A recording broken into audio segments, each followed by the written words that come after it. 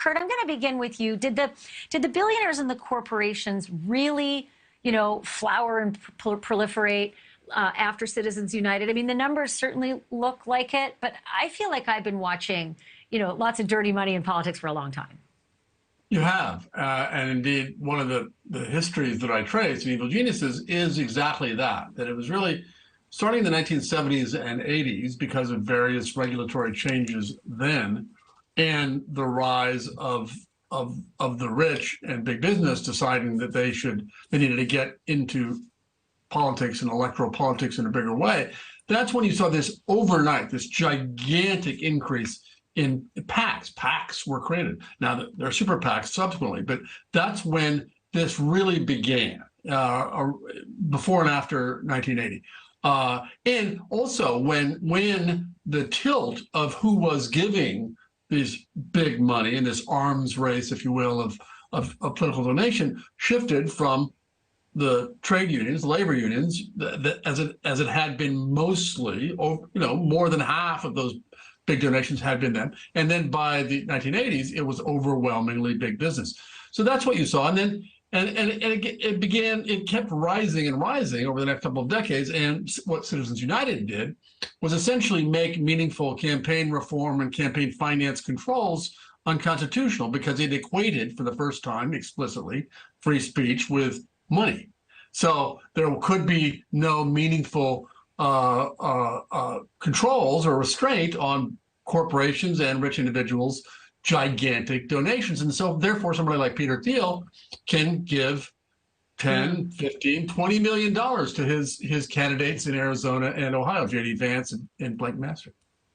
So, Joel, I want you to jump in with the idea that it isn't just the money. I mean, yes, they've got incredibly deep pockets, but they also, many of them, are in control of the tech sector. And so they have a lot of information on us as well. And knowledge is power, and so is money. And the two of them together are like combustible. So what are we supposed to think about, our actual power in elections going forward?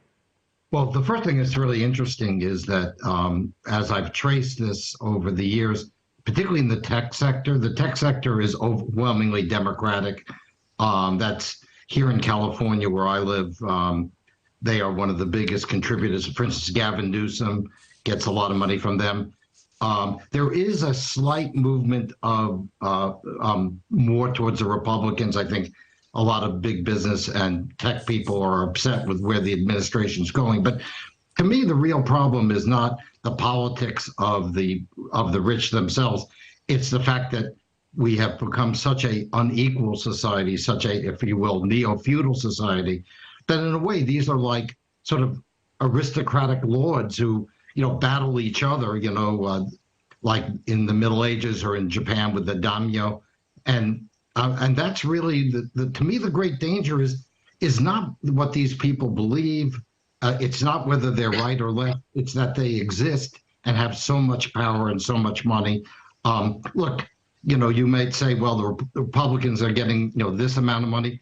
But, when you have essentially, for instance, Jeff Bezos owning the Washington Post, well, how much is that worth relative to a campaign contribution? I mean, one of the scary things to me is the movement of the tech oligarchs into mass media, which is in many ways an even more pervasive problem. But the big problem is concentration of wealth and power in a few hands, and frankly, both parties very powerful hands, like very, very powerful hands. But that's a very good point. There's the dark money, and then there's the bright light money that's pumping out papers and TV channels and radio stations and blogs and all the rest. Thank you for watching. Go to newsnationnow.com to find NewsNation on your television provider, and don't forget to click the red subscribe button below to get more of NewsNation's fact-driven, unbiased coverage.